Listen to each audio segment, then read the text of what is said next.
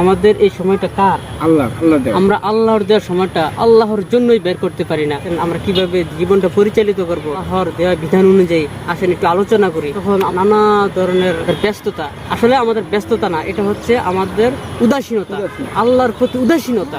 আজকে আমরা এমন মানুষের সাথে হাত মিলাইতে হয়, কুশল বিনিময় করতে হয়, যাদেরকে আমাদের চর মারার কথা ছিল।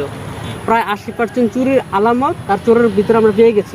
আমার ভাই একজনকে গিয়ে বললো, ভাই একজনকে ধরেছি, আসলে একটু কথা বলবেন। না, অমুকের কাছে যাও। একজন আরেকজনের কাছে পাঠাইতেছে। চোরের সাথে কথা বলবো, চোর ধরছে, তারপর আসতেছে না মানুষেরা। কেন আসতেছে না? কারণ কোন বেজালে পড়ে যায়। যাদের কাছে আমরা বিচার দিব, যাদেরকে আমরা সাহায্য চাবো, তারাও এই চোরদের লালন পালন করতেছে।